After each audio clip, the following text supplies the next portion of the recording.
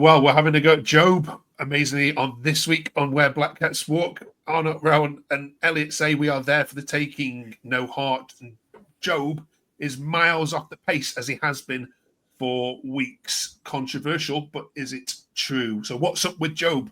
We're asking our panel this week. It's also time for Rest Paterson. We're recording this ahead of the Preston game. Fans are calling out for him to get dropped. We're also talking about wages and top earners and where does Sunderland fit in the league in terms of what we're paying out, and who do we want as Sunderland fans up from League One. Delighted to have Charlie and Jamie back with us. If you just come across the channel, it's 20 minutes where we go through all the tweets from Sunderland fan base, the good, the bad, the crazy, and we put it to our panel here to review it all. So stay with us as we get through some of the maddest things that we've seen on social media this week. Charlie, lots of chat about Job in the last couple of days, starting, of course, with this one. Recently, Chelsea supposedly are eyeing up a £40 million potential bid in the summer for Job. Added on to these things, Mr. Teacher says Job has been terrible for weeks now, and Neil had a poor game today. SAFC says we struggle again. Apart from Hugh and Mayenda, the rest were poor. Dan, Neil, Job and Rig are stinking the place out. Are you having any of this, Charlie? I think that's a bit harsh. I don't think anybody was that poor yesterday. There wasn't that many standouts, I'll give them that, but there was no one who was that bad. And to say Job in particular is off the pace is definitely harsh. He's had a great year. And I mean, he might be, but he is looking a little bit leggy, I guess, but you would. He's played near on every minute now for weeks. Like, you can give him a bit of a break. And like I say, he's had a quality season. I think if he might be having a little bit of a poor patch, but even still, he's looking like a pretty decent player to me. Cheers, Charlie. Jamie, so many people saying, yeah, he needs something. He needs a kick up the backside. He looks like he's on the beach. I saw one tweet say, is that too far? Oh, considerably. I think there's plenty of players that deserve a bit more stick than Job does, to be honest. He's still 19 years old, and like Charlie said, he's played pretty much every game for 2 seasons, and I don't particularly think he's out of form. Yeah, he's not dictating and dominating games, but how many 19-year-olds do week after week. He's 1 yellow card away from a 2-game suspension, and I think we all realise how much we miss him if he's not there. I think we haven't won a game without him in the team since definitely this season. I'm not sure if it was if last as well, but he's an influential part of the team, to be honest. There's a lot of hard work, which maybe goes unnoticed, but yeah, way over the top. Yeah. Is he worth £40 million? In this day and age in market, I think probably slightly, but who knows? It's all about potential, isn't it? Sometimes rather than what he's got right now. He's 19. He's got a lot of football ahead of him, and I think if he'd only go north in terms of value. Yeah. Archie Gray went for about that, didn't he? And he obviously also had a very good year, but potential-wise, I don't think they're that far apart. So I'd say about the same. All right. Cheers, fellas. Let us know what you think in the comments below about Joe. We're recording this straight after the Cardiff City result and before the midweek fixtures. So, Charlie, just a word on that Cardiff game. Was that another possible example of one of those home games that nearly got away from you? Yeah, there was a long period of the second half where I just didn't see it. I thought Cardiff looked a bit more threatening, while not, dominating or anything. I just thought there was more of a chance of them getting something. But then all it took was the 2 goals were just us stepping up the pace a bit and playing a bit quicker. That was it. And there was ridiculously easy goals. So, I mean, it begs the question why they don't do that more often. But, I suppose it's not that simple. Yeah, this was a tweet following that game, Jamie. We've seen it before, but it keeps coming up. Isidore and Mayenda front 2 all the time now, please. Why aren't we seeing that? I think apart from Leeds, how many teams do play with 2 strikers these days and can in the Championship? It's difficult. If you play, Mayenda dropped into a number 10 yesterday when Isidore came on and it worked, but back end of the game where people are leggy and there's more space, it does look effective. I wouldn't mind the two to start, but how you get them both in consistently and who drops out is a conundrum, really. I think Roberts did get an injury yesterday, so he might end to move off to the right on Tuesday night and Isidore back up front. But they're both so important to how we play. When we play well, one of them two tends to be one of the focal points. Mayenda's been great recently, so it's a tough one. I think if you asked us 3 or 4 weeks ago, would Isidore be struggling to start for Sunderland? You'd say, why are you asking such a silly question? And he would, but Mayenda's come from nowhere, and he's now looking really prolific. And again, I think he's 19. He's come from a pretty poor start at Sunderland and an unsuccessful loan at Hibs to be now really, really showing his potential. Yeah. Okay. Good shouts. The calls for Paterson, Charlie, can continue, and they come this week from the Cardiff goal, which it was fair to say the fan base were split on. What was your reading of it? Was Paterson fouled or was he weak? Well, both, I think. I think he is fouled, but he's fouled after he's actually missed the ball. So it doesn't really matter. Like, he should do better anyways. If he's going to come and get it, he just needs to come and get it. And not... I don't even know what he was doing, to be honest. And like I say, I don't think he was fouled, but there's a photo of the foul and the ball's already past him anyways, so it doesn't matter. It was poor. But then he did make an excellent save in the second half to keep it at 1-1. So, yeah. Like, there's people saying that Moore should come in still. Yeah. I'm indifferent on it, to be honest, because I still think Paterson is better, but he needs to pack it in with these errors because it is getting very frustrating. Yeah, well, somebody said it's costing you points. He's costing you 8 points. It's costing you. So you should be in that conversation now. Nick, really need to be more clinical and finish teams off. But we just got to keep grinding out wins. Be tempted to start more on Tuesday. Paterson confidence is all over the place at the minute. Jamie, Michael says, I've not seen the Cardiff goal back, but I didn't think it was a foul on Paterson at the time. He's the biggest lad in the box, and he's the only one that gets to use his hands. No excuses for not being the strongest. We need to support the lad, but his confidence is clearly on the floor. Ems says 3 points is 3 points, but oh my God, Paterson is what has stopped us getting into the automatics this season. Right, Jamie, where do you stand on him? I think it's a very kind of strong comment to say he's stopped us getting in the automatics. I think you can ask every other team. Like Melia at Leeds has been really poor in spells, and they've still got in the top two. But Paterson, I think, will be a foul. I think this day and age, when your keeper's in the air challenging for a cross to take it, and he gets contact, to foul 99 times out of 100, especially as the home team. I don't think Cardiff would have complained if that was given as a free kick. I think that's the big thing. But he just needs a game where he's got no crosses to come and get. But I think he's getting targeted now. He's getting targeted by teams. Corners getting swung under the bar at him. Crosses getting put in the box. And I'm surprised Cardiff didn't do more of that yesterday with the big striker they had.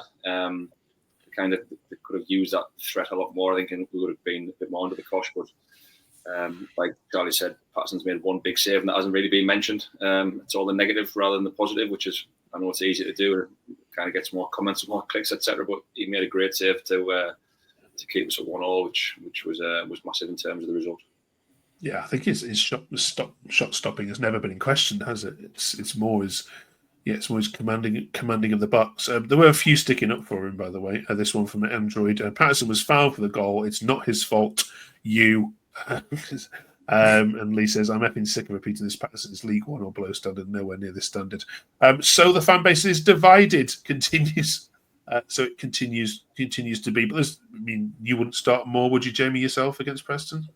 No, personally, I don't think Simon Moore was signed to be Sunderland's #1 goalkeeper. I think he was signed as an experienced head who would push Paterson when needed and be a backup when he's maybe injured or unavailable. But you don't want to start messing around with your goalkeepers going into the playoffs and kind of not knowing who's where and kind of tossing a coin to say who starts. Paterson has done well, and he's going through a tough time at the moment. But I think the last thing he would need is dropping out of the team and then us getting with Moore. And if Moore has a stinker, what happens then?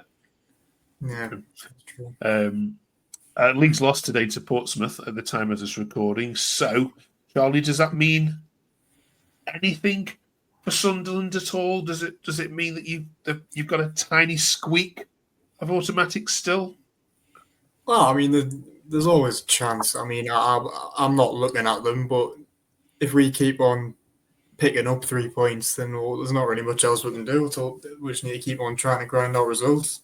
I know Burnley and Sheffield United have still got to play each other, so you never know what's going to happen.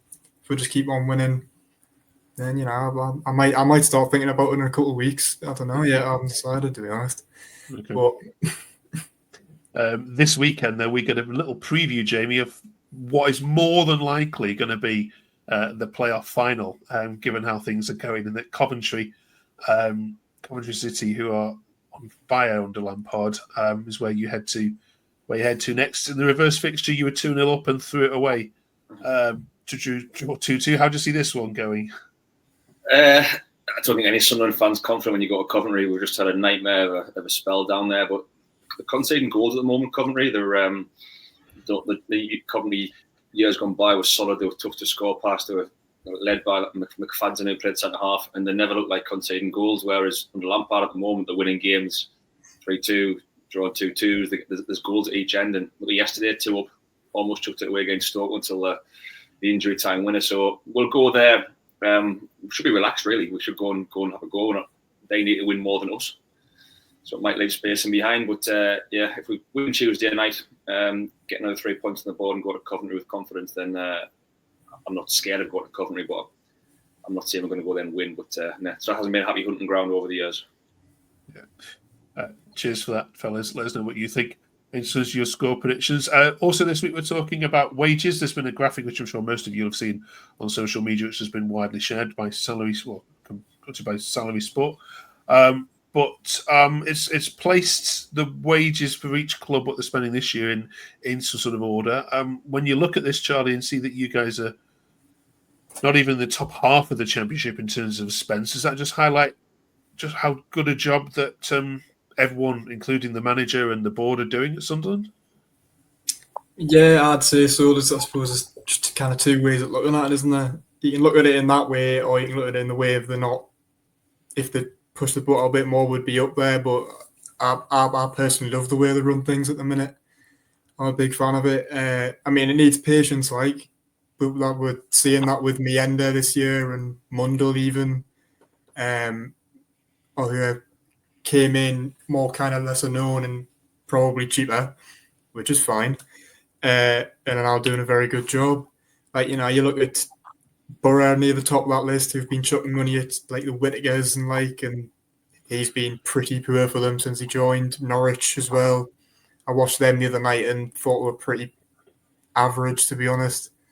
I like it. I like the way they do things. I'm not going to complain about it. I'm pretty pleased. I love how you don't miss an opportunity to have a dig at the Borough in there, Charlie. Jamie, do the owners deserve more credit than they get sometimes?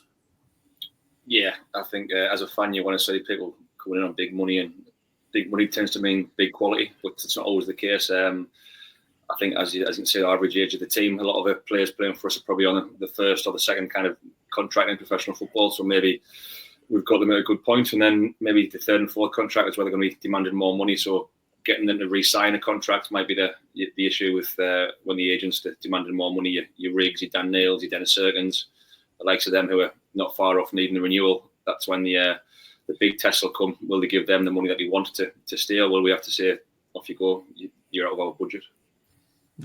Let's have a look at the top earners, shall we then? You probably can guess who the top earner is at Sunderland? Enzo, I imagine. Absolutely, by a country mile, yeah. I'm not sure how much of these wages you're actually paying, but yeah, he earns 67 grand a week, Charlie. That's not bad, is it? I think we are paying the full thing as well. I remember that everybody being pleasantly surprised by that. Well, I'll say pleasantly being surprised by that when it came through. I'm not surprised. Mepham as well, Premier League money. I'm not surprised. Yeah. I'm slightly surprised that Samed's only on 15, to be honest. But yeah, these aren't confirmed, but yeah, these are what a reliable Reliable sports Well, data, yeah. good with put forward. Any surprises on there for you, Jamie? You expect someone to be paid higher? Higher. Well, like I said, with Dennis Serkin, if he's going to renew his contract, he'll be probably want a lot more than 10. Wilson Isidore, is that the actual figure now that he's signing permanent? You don't know. I'm surprised Alan Brown's as high up as that, considering he's come from Preston and never really probably been on big salaries. But yeah, like I said, the top two are both loanees who are probably expecting to play at a higher level. And again, it'll push will come to shove if Meppen wants to sign a permanent. What does he demand and what do we give him?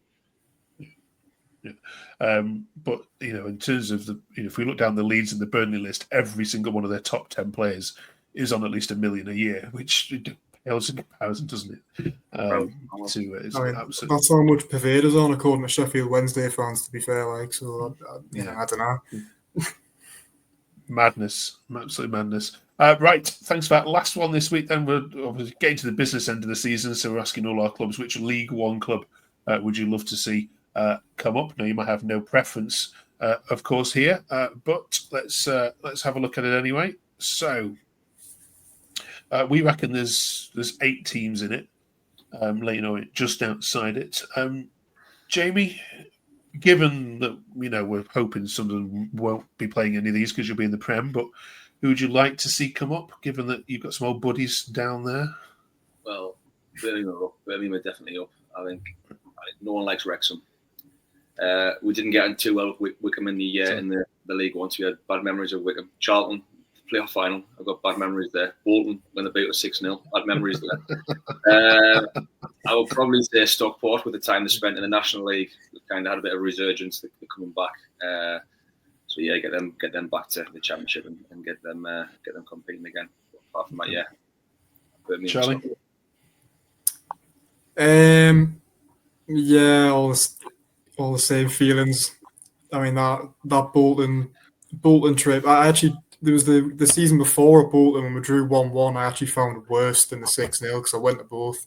I don't know why. That game mortified us. But I don't mind Bolton, to be fair. It would be nice to see Reading go up as well after the years they've had.